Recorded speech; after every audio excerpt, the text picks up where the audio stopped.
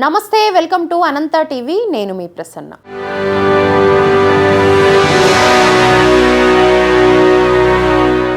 ప్రజలు చీకొట్టారు, పార్టీ నేతలు ఒంటరిని చేశారు, సొంత అనుచరులు తమ దారి తమదే అన్నారు. ఈ సమయంలో ఫైర్ బ్రాండ్ రోజా దారెటు? చిత్తూరు జిల్లాలో ఇదే హాట్ టాపిక్ గా మారింది. 5 ఏళ్లుగా ప్రభుత్వంలో కీలకంగా వ్యవహరించిన ఆమె ఓటమి తర్వాత కనిపించకుండా పోయింది.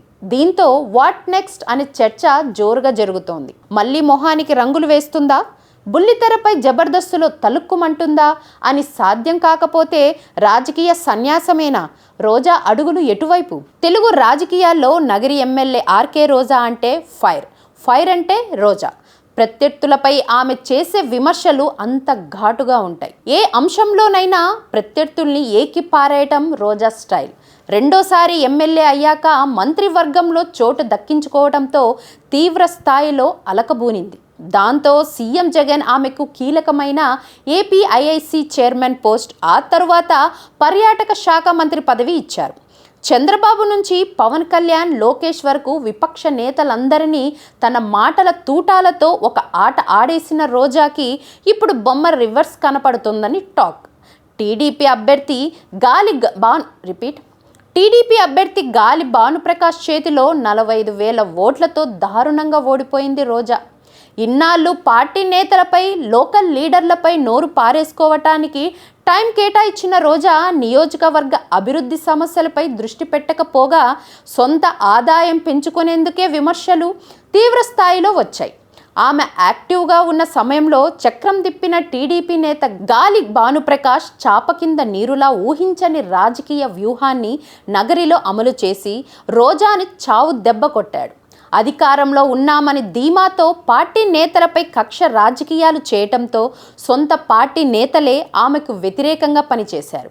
ఇదే సమయంలో అసంతృప్తి నేతలందరినీ తమ గేమ్ ప్లాన్లో భాగంగా ఎన్నికల ముందు టీడీపీలో చేర్చుకొని రోజా ఓటమిని ఎన్నికలకు ముందే కన్ఫర్మ్ చేశారు భానుప్రకాష్. 2014-19లో స్వల్ప ఓట్లతో గెలిచిన రోజాకు ఈసారి మాస్టర్ స్ట్రోక్ ఇస్తూ నగరి చరిత్రలో ఎన్నడూ లేని విధంగా పొందారు భానుప్రకాష్.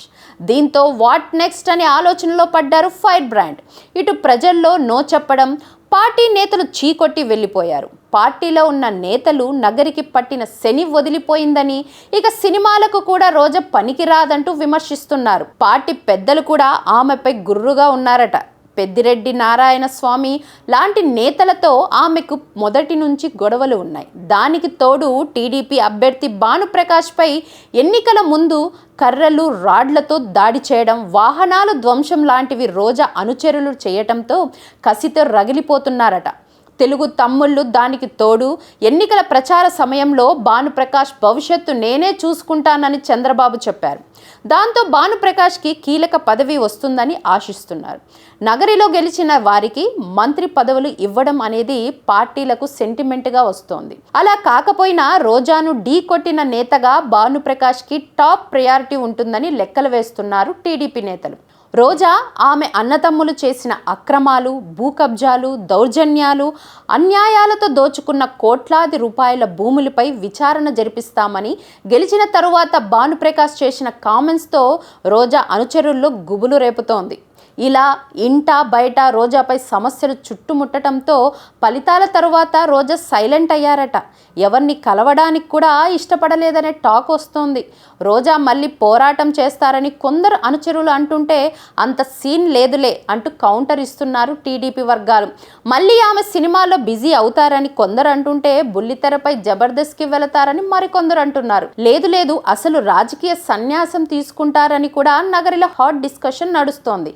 కానీ రోజా కొన్నాళ్ళు చెన్నైకి వెళ్తారని సన్నిహితులు చెబుతున్నారు. 5 ఏళ్లుగా ప్రత్యర్థి నేతలను ఒక ఆట ఆడుకున్న రోజాకు ఒక్క ఓటమితో సీన్ రివర్స్ అయ్యిందన్న కామెంట్స్తో ఆమె అనుచరులు డీలా పడ్డారు.